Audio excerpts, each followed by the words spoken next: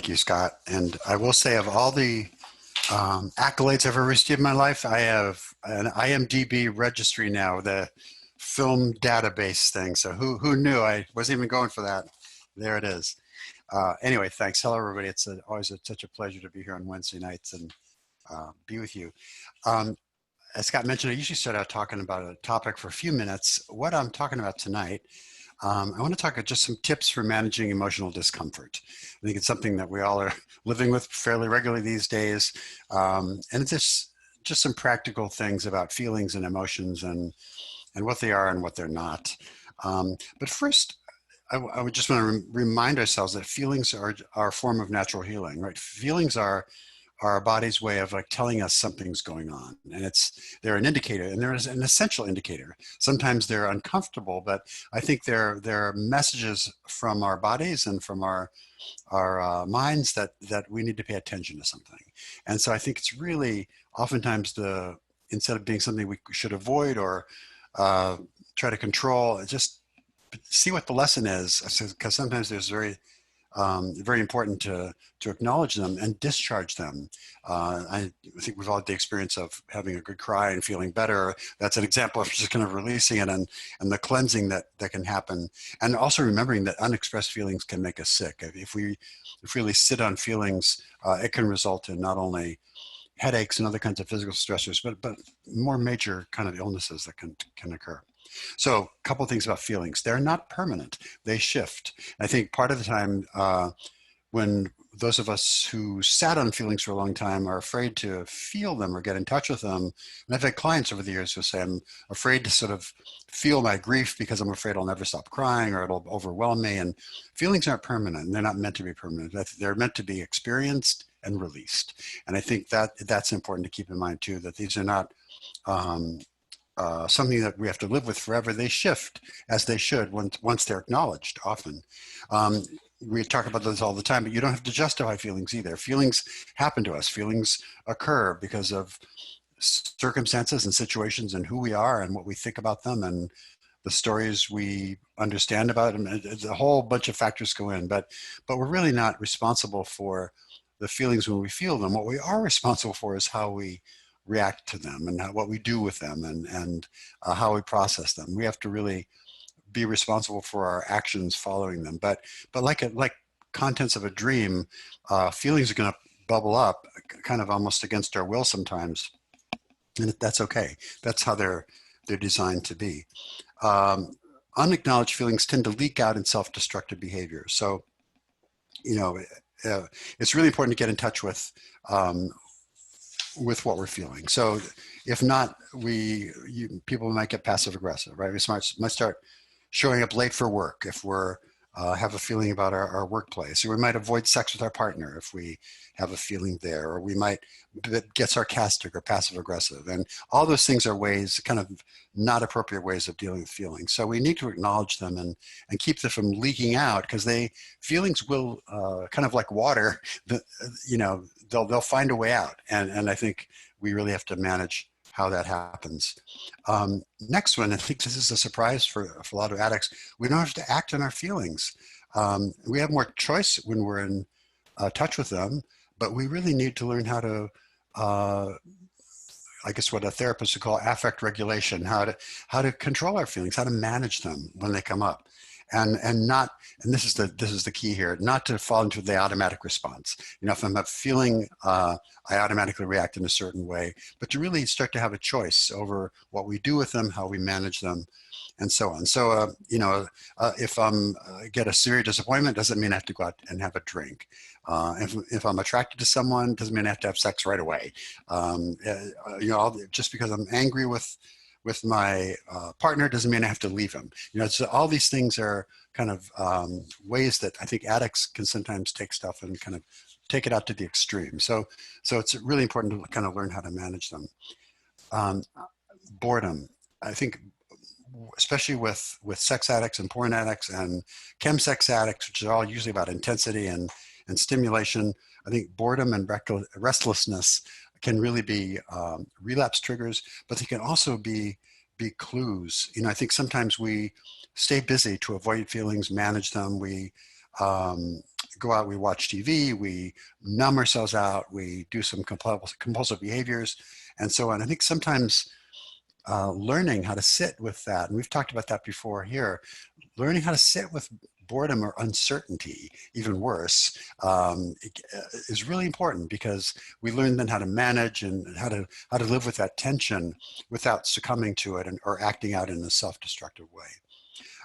And finally, I think, well, I mentioned already, but I'll repeat it. Unacknowledged feelings can result in physical symptoms, right? We want to, so tension, headaches, backaches, digestive problems, ulcers. There's even studies that relate cancer to unexpressed anger and other kinds of feelings. So we really need to figure out, and I ask every client to really figure out, where do you hold certain feelings? And part of my routine in therapy is to, like, okay, where do you feel that in your body? And, and each of us is wired a little differently in terms of our emotional selves, and how, where I hold tension, most men tend to hold tension in their neck and shoulders. That may not be where a woman holds tension. And even within, men have a lot of variability. I sometimes feel sadness in my throat. I feel anger in my stomach, and somebody else might feel anger in their chest. And, so it's really important to kind of learn the language of your body, because oftentimes our bodies will tell us what we're feeling. They'll give us clues to it before we even put a name on it. So that's really important. And finally, we're more likely to get in touch with feelings if we're in a supportive environment. So an empathic environment where we can feel feelings that kind of start to fuel a lot of growth and recovery. So they fuel self-worth. They fuel self-acceptance. I think sometimes it's, I know it's seeking integrity. Every day there's a situation in the group setting where somebody shares something uncomfortable, and far from having the reaction they probably fear it would, in terms of maybe driving people away or feeling total shame and being castigated for it, there's often a healing that takes place, and that people feel more connected, and they feel more self-accepting and accepting of others, and everybody gets a lesson. So I think that supportive environment to do any kind of work and learn how to manage our feelings and use them as they should be used. Really, we learn how to do that best in a supportive environment. And that doesn't have to be residential treatment. It can be a 12-step room. It can be a chat with our sponsor, or any kind of supportive environment. But I think the idea is that we can't do it by ourselves. We need that feedback from other people and the support that those other people can give us in terms of those feelings. I think that's I kind of sped through those, I guess, but I think that those watchwords are really important. One more thing, while I'm on, I didn't have it written down here, but I sometimes talk about this too with my clients. Anger. If you're feeling angry or resentful, I call that a secondary feeling, meaning that it's a reaction. There's always another feeling underneath. And so I'll ask my clients, if you're feeling anger, drop down underneath that. What are you feeling underneath it? And I get weird looks sometimes, but eventually people, if they can drop down into anger, and anger is a reaction, right? It's really hard to let go of anger. We get energized by anger, and so it's very seductive sometimes. But if you can drop down underneath that, there's almost always a more basic, primal kind of feeling there, and that could be hurt, it could be fear, it could be sadness. But I think if you're feeling anger, I'd really encourage you to drop down and see what's going on, because I would bet it's usually one of those three, maybe something else, but hurt, sadness, fear, maybe old feelings of being unlovable, or some old hurt. But I think, and the way we help ourselves avoid experiencing that hurt or that fear is to get angry about it. We react, and that distracts us from the real deal. So yeah, that's one more final thing. Okay. Thank you, David. That's great stuff. I just wanted to, I love that you said feelings tell us something, because as an addict, I did not understand that until recovery. What I knew about feelings was I didn't want to have them because they were really uncomfortable. And I knew some really good ways to make them go away, with alcohol and drugs and sex. And, I spent about 25 years not having any feelings, because every time I had a feeling, I squashed it and, just avoided it. and made it disappear, you know, for as long as I could make it disappear. Right. And then in early recovery, and this is kind of the point I want to make for if there's anybody out there in early recovery, without all of the addictive coping mechanisms, we kind of have to feel, and it can be incredibly overwhelming. I was constantly crying and giggling, and almost inappropriately, I would cry at commercials on TV because, you know, I just couldn't stop myself because I had no ability to recognize my emotions or regulate my emotions. You know, I didn't know what I was feeling. I didn't know why I was feeling it, and I didn't know what to do about it. And people kept saying, "Oh, just sit with it," which made no sense to me at the time. but Right. I kept with it. That's so true. I remember when I first got sober, there was an ad, I think it was for AT&T, or about some kid who talked to his grandmother in Portugal in long distance, and it was just like sentimental. And I was like burst into tears. What is Yeah. wrong with me? But anything like that would always do it. And the other thing too we've talked about here is that, I didn't know what I was feeling. I didn't quite have a vocabulary to name it. I was so used to feeling crappy or just bad for years. I couldn't fine tune the different shades of different feelings. That took a while. It took some learning. Yeah, and then the other thing I wanted to reiterate that you pointed out is anger is secondary. There's always something underneath it. There's some fear or anxiety or loneliness or something that we don't want to feel, and then we react with anger. Because my therapist would say, "What are you feeling?" "I feel angry." "Yeah," and he would do the same thing you did. "Yeah, what's under the anger?" "What do you mean, what's under the anger?" "I'm angry." So Exactly. yeah, it took me a long time and I'm still working on feelings. So we got some questions in the Q&A. If you have questions, type them into the Q&A and we will get to them as quickly as we can. The first one here says, "I am on my 91st day of sobriety. Congratulations." Great. "I will not waver. My wife still quizzes me about specific things I have done in the past, and no matter how honest I try to be in disclosure, sometimes I have forgotten details that she has read in my emails. When I say I don't remember, she gets very angry and calls me a liar. How do you guys deal with this, and what do you suggest I can do to make her feel better?" Very good question. Yeah, that's a tough situation because, um, especially with sex addiction, where there's so much gaslighting and that couple dynamic, that it takes a long time. There's a lot of damage that's done in that situation, and it takes a long time for partners to start to regain trust. It takes much longer than the addict would like for it to be, because often the addicts feel inside that they've really turned a corner, but their partners are a little more dubious about that, and it takes time.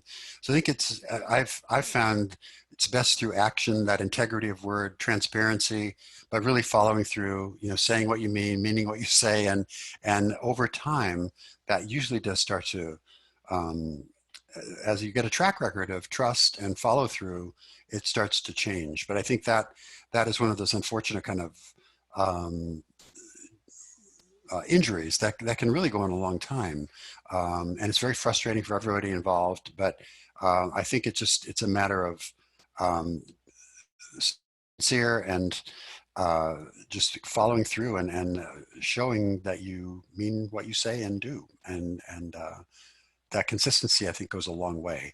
And it will be frustratingly slow, but when you consider what partners have been through, they're suspect, to say the least, about changes in behaviors. And so I think every couple has slightly different dynamics, but usually it takes a little bit of time, but it takes that repeated follow through and consistency to your word on the part of the addict in recovery, I think, is the fastest way to get through that, in my opinion. Yeah, I would agree. And, I would just say 91 days, congratulations. We will congratulate you. You feel you're probably congratulating yourself on that.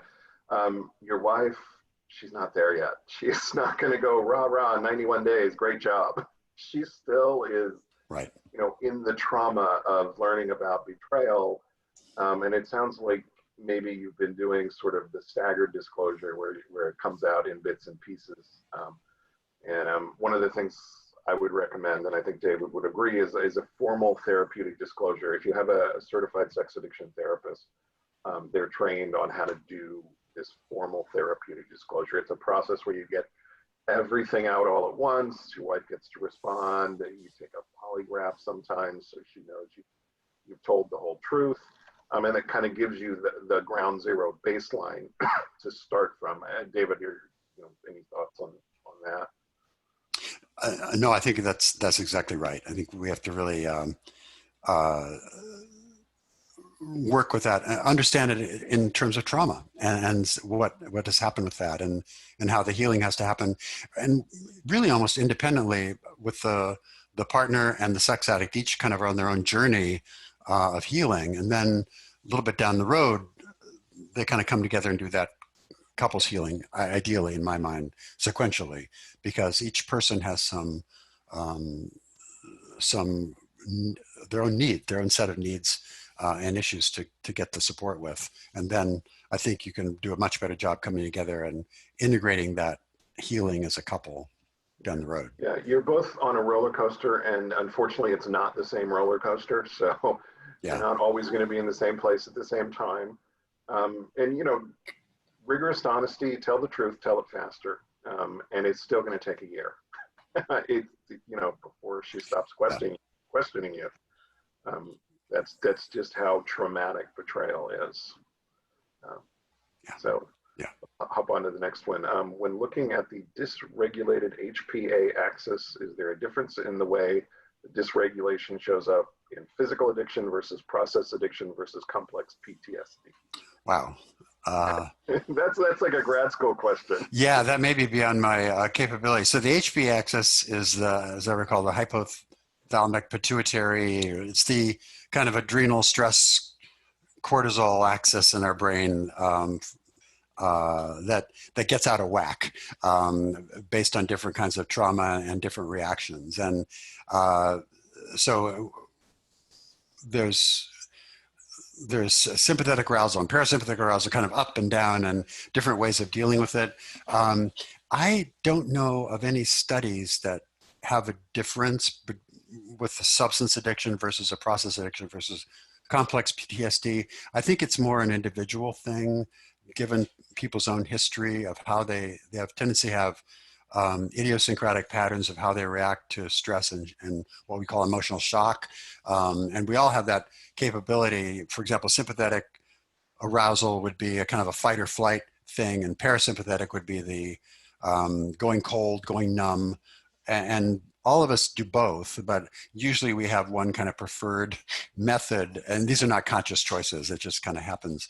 But I don't know if that's an interesting question to follow through, but I don't know the answer to that. In my experience, individuals seem to make the difference. And so often, because individuals have all of these things, any one person can have a substance addiction and a process addiction and have complex PTSD.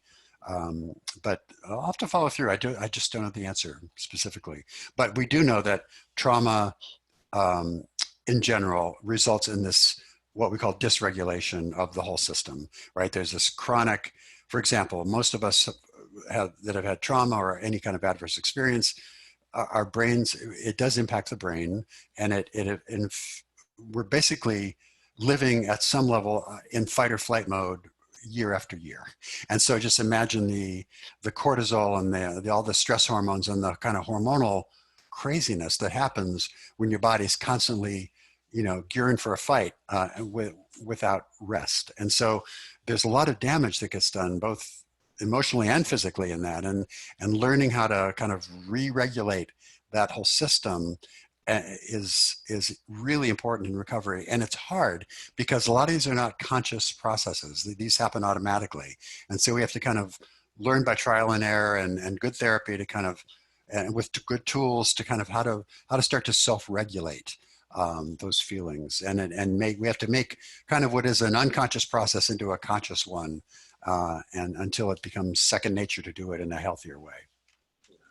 And it's, why does one person become an alcoholic and the other one become a gambling addict and one become a sex addict? We don't know, but it all comes from trauma. The risk factors for all this stuff are the same, and they start with trauma. And everybody manifests differently. Why is one person gay and one person straight? We don't know. I mean, we have some ideas, but we don't know. And I think it's probably that same kind of question. Maybe people who are really into this could answer it. Yeah. Yeah, I'm sure there's very detailed studies of some of that.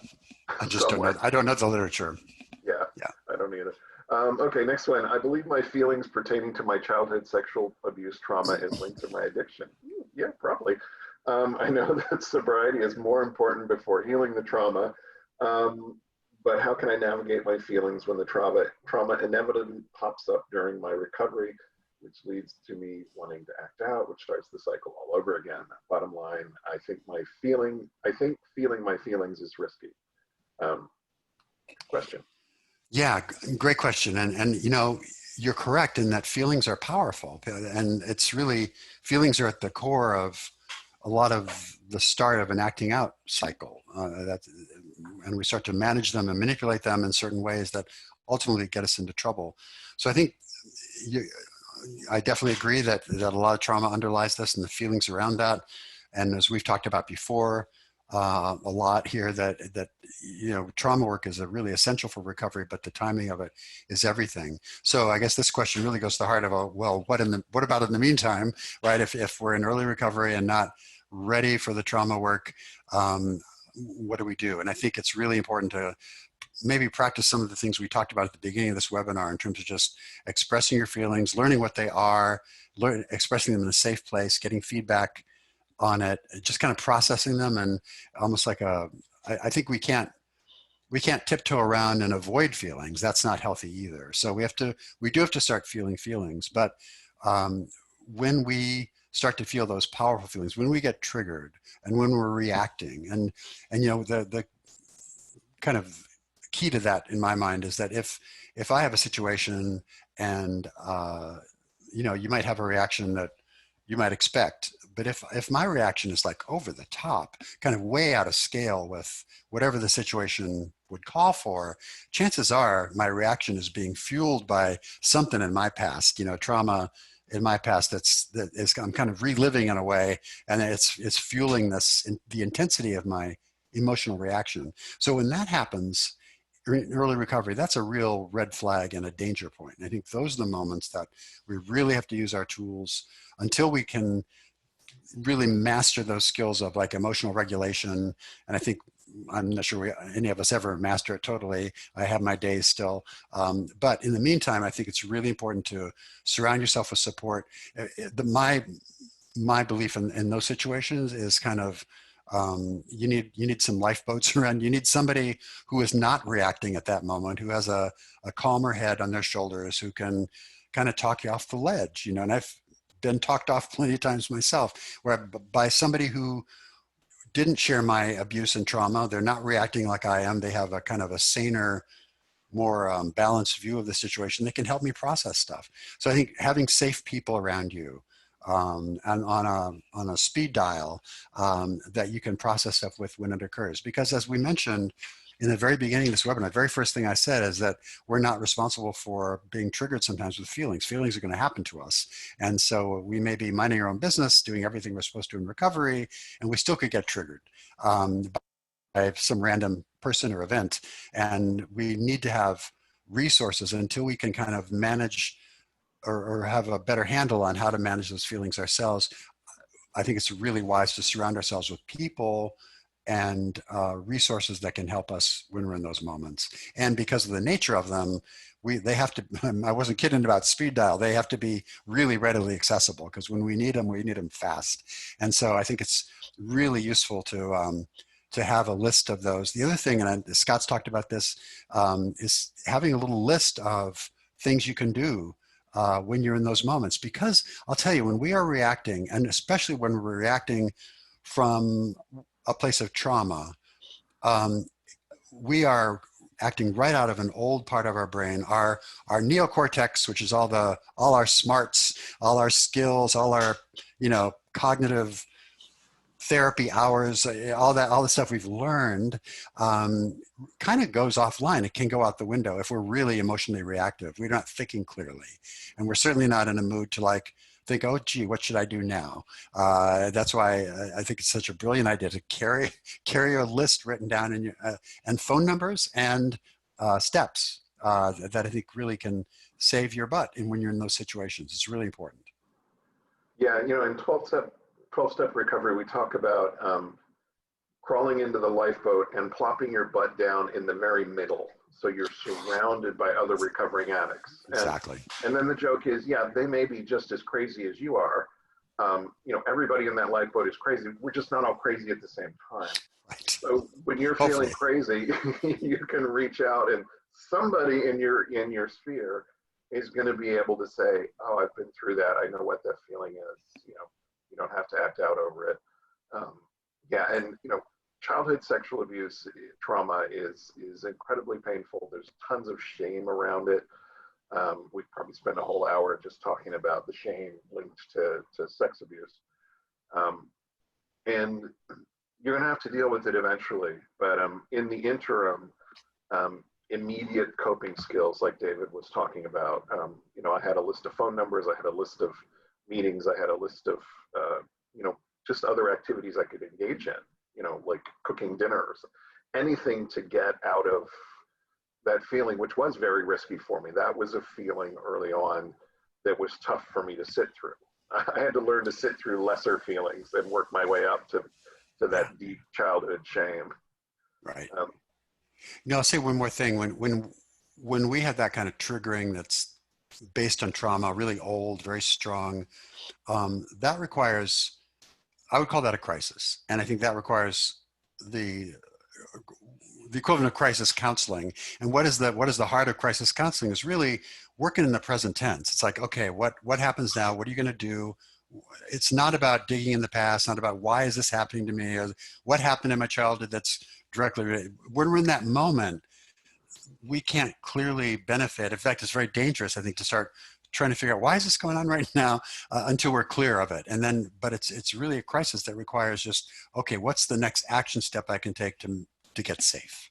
And then once you're, back on your grounded on your 2 feet again, then you can start to think about what just happened.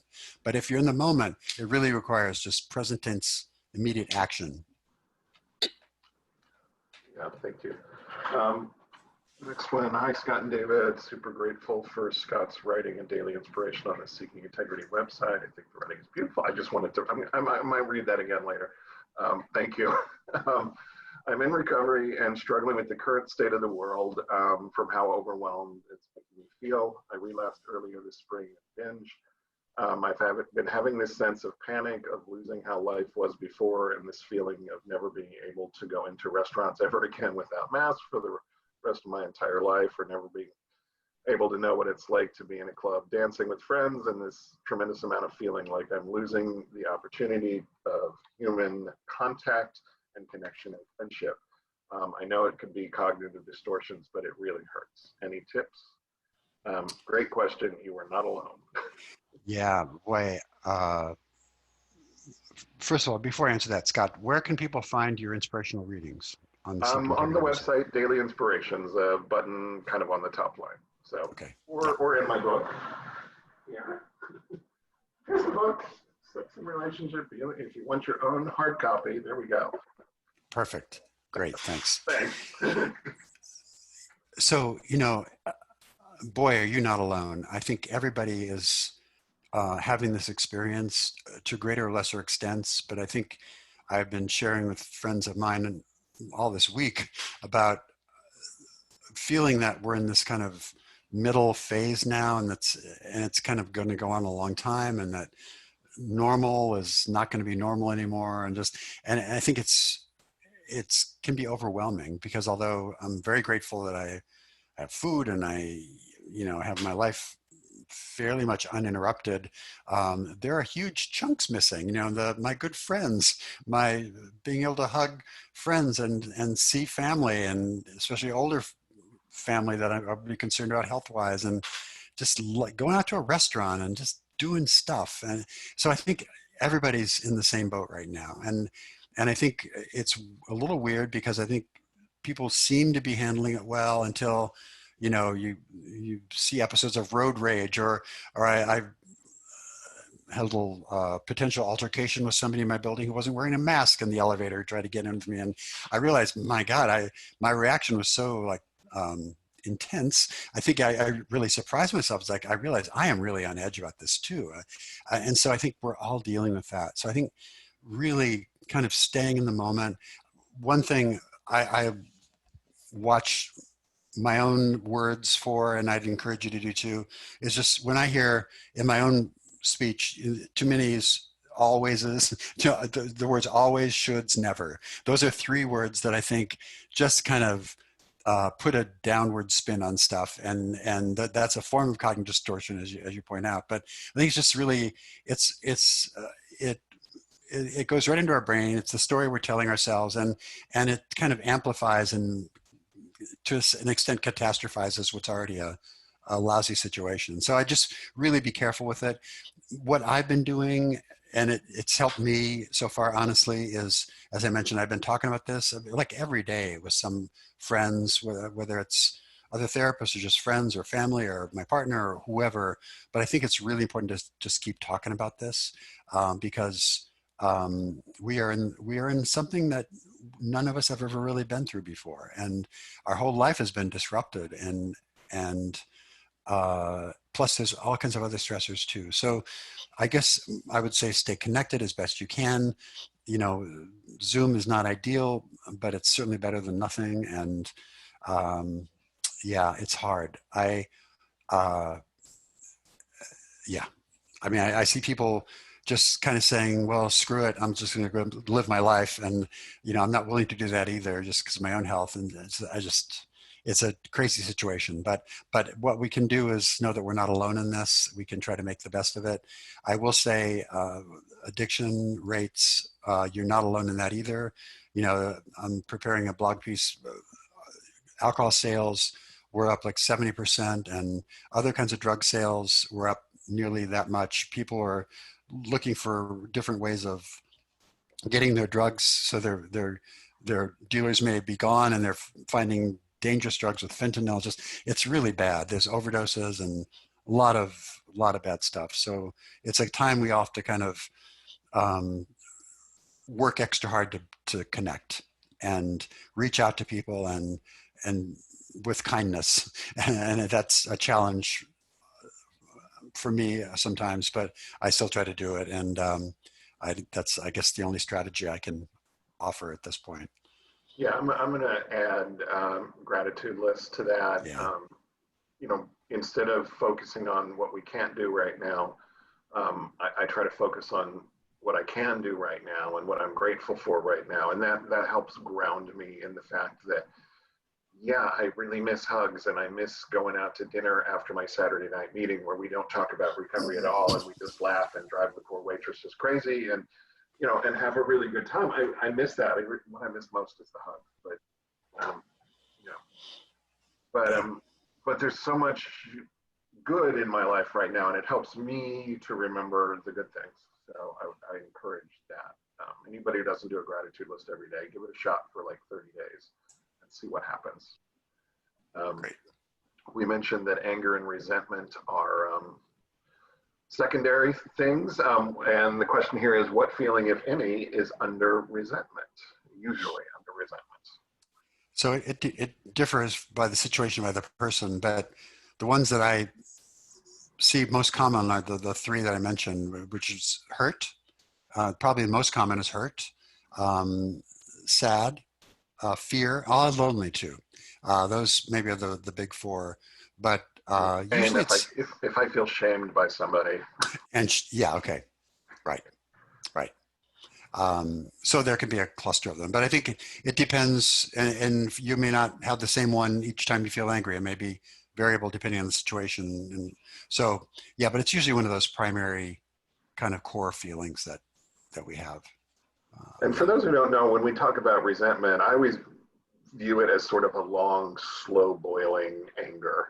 Is that how you would describe it, David? Or do you have a visual for what resentment looks like versus like anger or rage? Yeah, I usually describe resentment as kind of recycled anger, just anger that has no way to go. It's just spinning around and in a closed loop, and it Yeah, builds. And yeah. yeah. That's better. I like that one. Okay, next one. How does audio erotica compare to visual porn? in terms of effects on the brain and effects on the withdrawal process. Interesting. Wow, this is like a graduate seminar I tonight, know. Scott. These amazing questions. They're going to make me do some research between sessions here. So, audio erotica as opposed to visual. Um, Visual erotica is, of course, predominant, things we see. And that's men we've talked about before are a little more hardwired for visual stimulation. And so, a little, porn and men, porn and other sexual imagery in the street or on film or on the screen, all kind of is very triggering for people. Audio, listening, things you hear, works a whole different part of the brain. There hasn't been that many studies on it, except I would guess that audio erotica might be more popular with women who tend to be more relational in their um, uh, attractions. And so, something that might have a story to it or um, some display of relationships in that storytelling might be more appealing, and it might be for women. But I think for every rule like that, there's an exception. But again, I don't know if there's literature on audio erotica and that. And not that I've seen. What I would say is they're both going to push us into fantasy, which is what sex addicts and porn addicts use as to get high. I mean, that's our escape, is the fantasy. It distracts us from the feelings that we don't want to have. But the huge difference, an obvious difference to me between audio and visual is this rapid fire succession of boom, boom, boom, boom, boom, skip to the good parts. And with audio, you're probably going to have to hear the story. And I would think it would appeal more to women who tend to look more for connection. They're going to get that story and feel the connection. Right. I mean, women are just as turned on by sex as men. But in a different way. They want to feel that connection as part of the turn on, and men can just jump straight to a body part or a sex act. Right. But, yeah, interesting question. My husband's insurance didn't refer him to a CSAT. His therapist does have training in sex addiction, but I feel adamant that he should see a CSAT because of the severity of the addiction, childhood trauma, and that I think he is still in a bit of denial about the scope of his addiction. It's a touchy subject when I ask him to switch therapists because he says, "You're never happy with what I do." Is it worth encouraging him to see the importance of a CSAT, or should I just be relieved he's in therapy? What thought? Yeah, great question. So for those that don't know, CSAT is a certified sex addiction therapist. It's kind of a standard credential for people working with sex addiction. CSATs are trained in how trauma interrelates.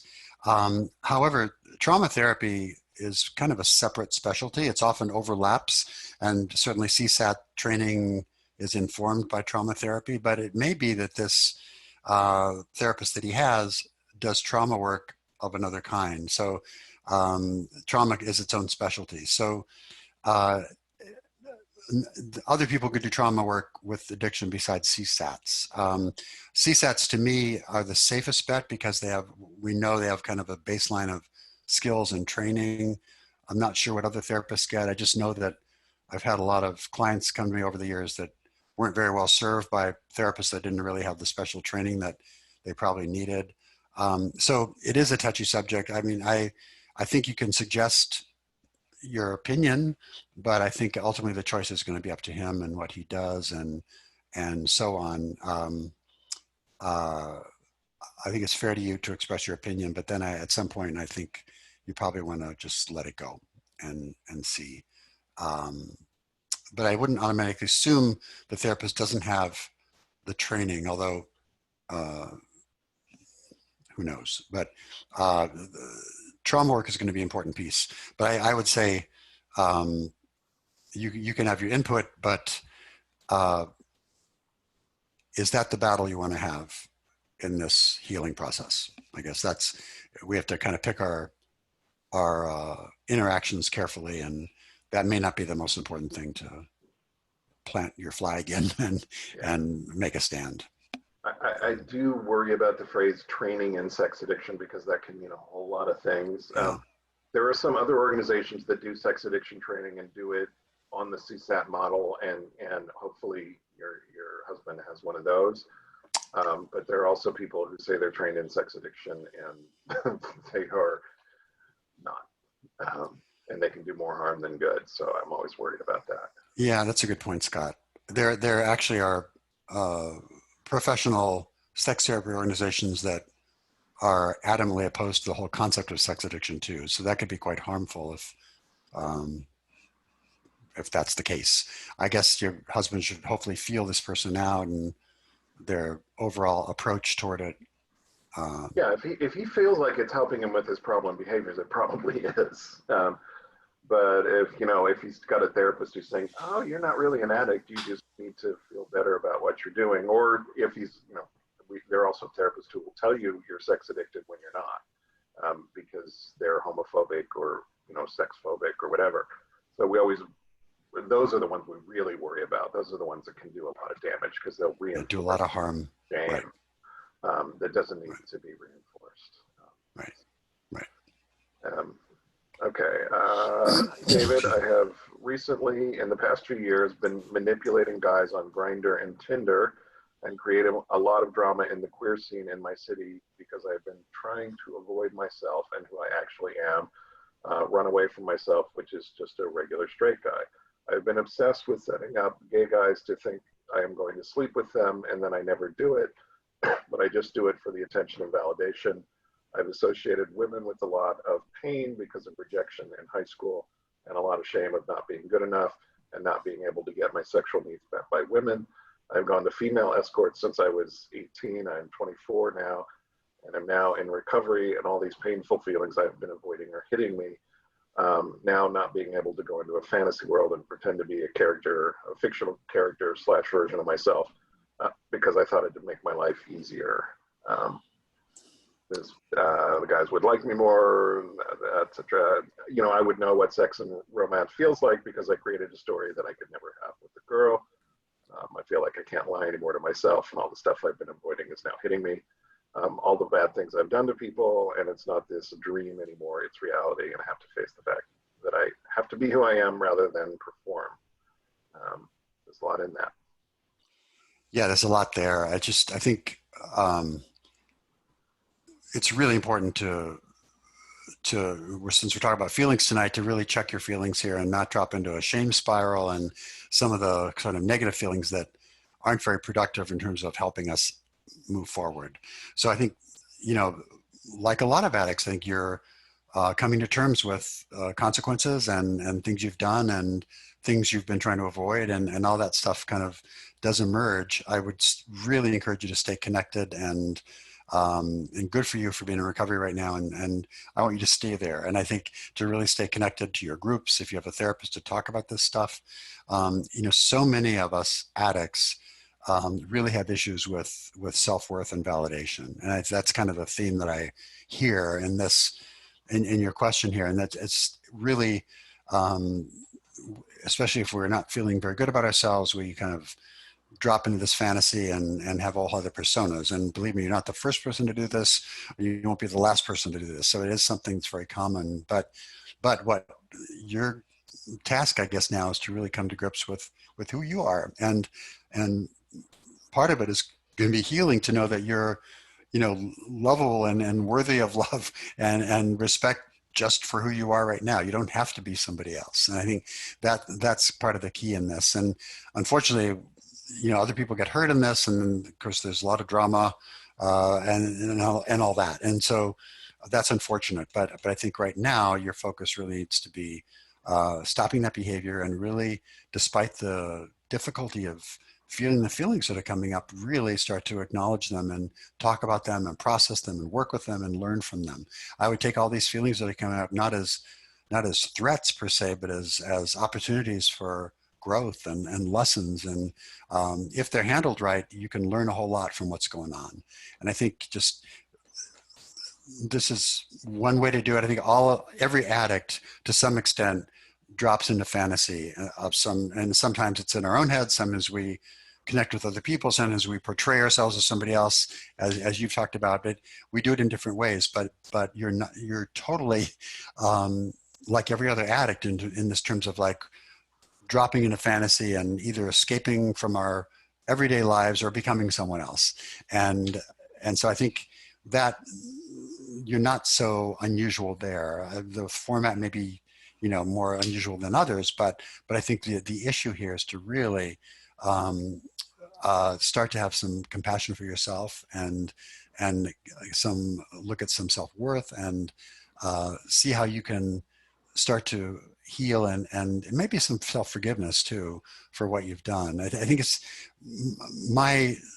I believe one of the essential tasks is really learning how to have some compassion for ourselves. And we talk at Seeking Integrity that we're good people who've done bad things, and so I think you really need to make that separation between your actions in your addiction and who you are. And that who you are is what you want to really focus on now and put a shine on that and get support. And it may take some encouragement. We were speaking earlier about the power of groups. You may need other people to kind of be there and hold the space for you and remind you that you're lovable and worthy and anything else that you might doubt until you can really believe it for yourself. And that's certainly, I think, the process a lot of us have, is that I couldn't really see those qualities in myself. Other people did, and I kind of eventually took their word for it. I couldn't feel it, and then eventually it clicked. So I think just hang in there, stay close to meetings though. It's a tricky time right now, it sounds like. Yeah, and I just want to point out, the same as the similarity between audio and video pornography is it facilitates fantasy, which is what we as addicts want. We want to be able to escape the real world. This is being another person facilitates the fantasy, and it may not even be a fantasy that you want, like sleeping with other men. You may be going to that just because, if you get rejected by them, you don't care because you're not into them. I mean, you don't have to be as vulnerable. That's why people use porn. You don't have to be vulnerable with porn. This reminds me a lot of the early days of internet addiction. I mean, it used to be people, you had to go to the movie theater or the adult bookstore, or phone sex was big for a while. And then the internet came along and there were chat rooms and people, I can be anybody I want to be. And so they did, and almost everybody who met up in person was disappointed. Because it was a picture from 30 years ago, or a picture of that came with the frame from the store, or nobody was who they said they were. And, right. But it was the fantasy that drove people, and this is the fantasy. I get my needs met indirectly without becoming vulnerable through a fantasy. And however we enact it, it's the same thing. And it all comes from trauma and shame. And yeah, I mean, David's right. You're going to have to work through all that. Everybody is lovable. Everybody. Right. And we may not have been told that from early on, but we have to learn that. The other thing I just want to say, you're 24 years old. You've been acting out with sex addiction. You noticed since you were 18 with escorts, but God knows the addiction probably started way before that. So, I mean, you're a young person, and you're just discovering yourself, and part of that has been there's been a veil around some of that because of the addiction. So part of this is just kind of really growing up and finding out who you are, and that, to me, that's exciting. So, yeah. And we see that a lot with the young guys at the treatment center. Is they're really kind of finding out who they are, because usually their addiction started when they were 14, 15, maybe before even. Right. So they don't really know who they are in relation to other people, romantically and sexually. They really don't know. Right. I'm going to jump to our chat feature here. I understand the need to acknowledge emotions, since repressing them will only perpetuate our addiction. However, I also understand that emotions are initially a response to thoughts. However, after years and years of the same beliefs, thoughts, and behaviors, our bodies will be stuck in old patterns of habit and automatic reactions. In recovery, our brains want to change and do something different, something healthier, but our bodies are still responding to the programming of years of repetitive response to our old ideas and thoughts. How do we override this stubborn body mind and get it to respond to our new desires for a life of more integrity? Great Wonderful question. Yeah, so you're absolutely right. I think, we talk a lot about core beliefs, these sort of messages that we internalize early on. I'm unlovable, I'm unworthy, I'm unsafe, whatever they might be. So they're almost always negative kind of core beliefs that often come out of those adverse experiences we've been talking about. Those form this kind of background that's not even conscious, and then they inform conscious thoughts. And so you're right. We, with years of practice, these are really deeply grooved beliefs about ourselves and automatic reactions that sort of it works like clockwork, like software, like it was designed to do. And so what we have to really do is reprogram the software. And to me, that is done a couple different ways. We've talked here about affirmations before. I think those affirmations are incredibly powerful. Affirmations being an I statement, present tense, non-judgmental. I am with some loving, beautiful quality, and just like taking, you're going to the gym once isn't going to transform your body. Saying an affirmation once isn't going to do anything either. It really is one of those things that takes repetition. I recommend doing a Post-it note, putting on your mirror somewhere you see it every day, just kind of almost subliminal, feeding that. But then also really practicing correcting it when those negative thoughts kick in, when that negative chatter kicks in. Most of us don't even hear it after a while. Really make that conscious and turn down the volume, change it, refute it. Anything like that that's kind of, I think I picture it as like a foreign body in ourselves. It's something I don't want. There's these old thoughts and beliefs about myself that aren't appropriate. They weren't even mine. They were often with shame, with parental figures, with the church. We get all these external forces feeding us this stuff. And as kids, we're not wired to be able to refute it or to fight it. We take it in and believe it. And so that's really old, really hardwired. And as you say, it's really powerfully ingrained. So I think being conscious of it is the start.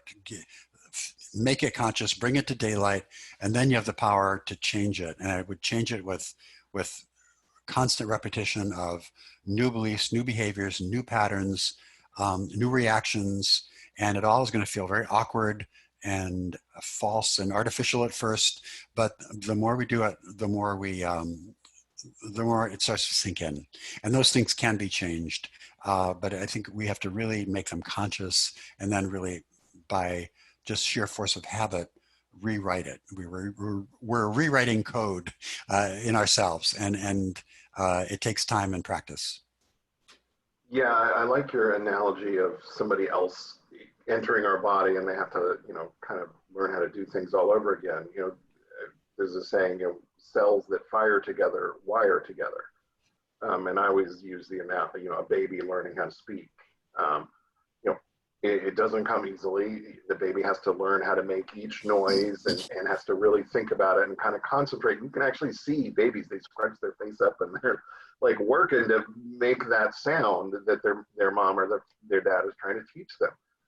They have to learn it. But once they learn it and they practice it, those cells start to fire together and they wire together, and there's no more conscious thought.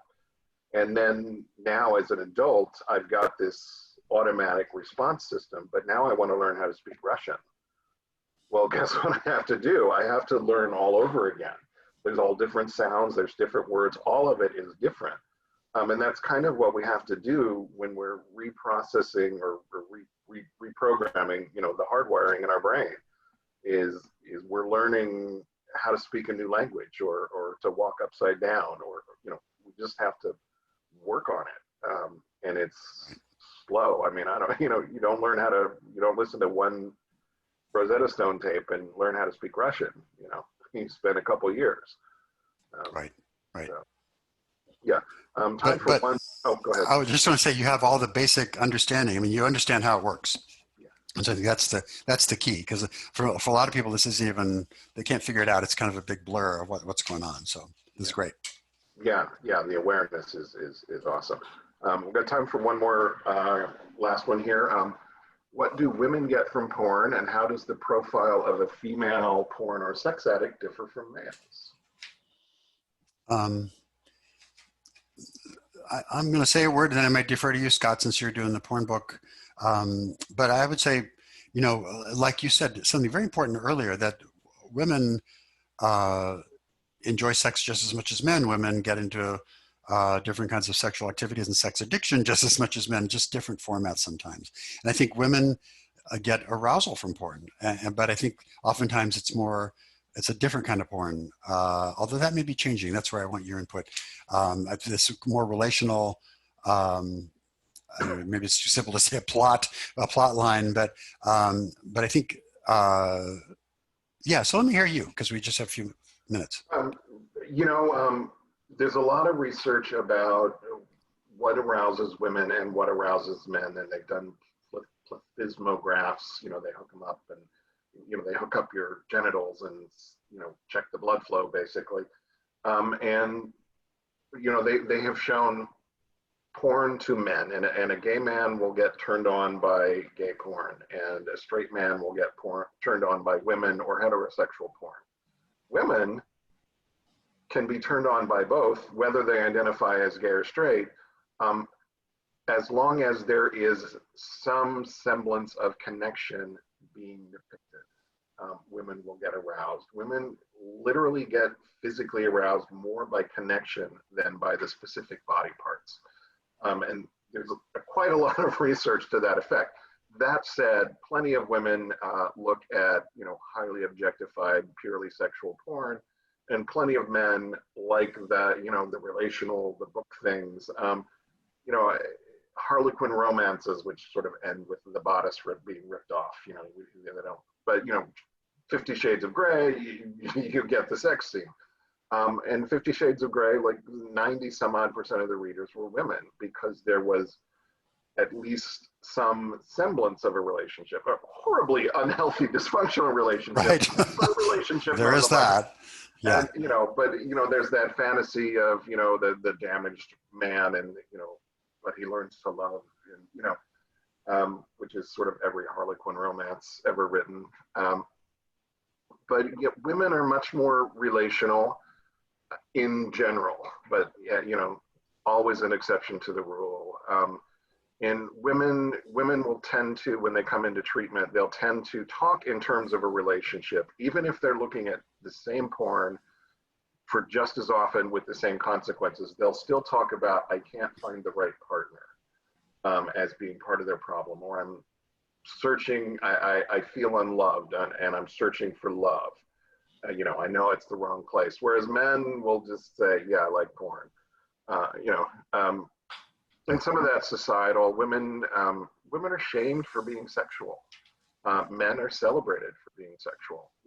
Casanova, what an awesome dude. Hester Prynne, we're going to stick a big red A on her forehead for the rest of her life. So there's a lot of societal impact there, but I think women, and there's some research into evolutionarily, women look for that connection, because if they get pregnant and have a baby, it used to be very hard for a woman to be a single mother and care for the baby. So they would make sure they got that connection, because it took two to raise a baby. Not so much anymore, but that hardwiring is still there. And I don't want to sound sexist, and I hope nobody gets mad at me, but that's what the research tells us. So anyway, that was a long-winded answer to a short question. Thank you, Scott. No, that was great. All right. Thank you, David. Thank you, everybody, for being here. Let's pay attention to our feelings and work on sitting with them and managing them. And we'll see you next week. Yeah. All right. Thanks, Scott. Good night, everybody. Now.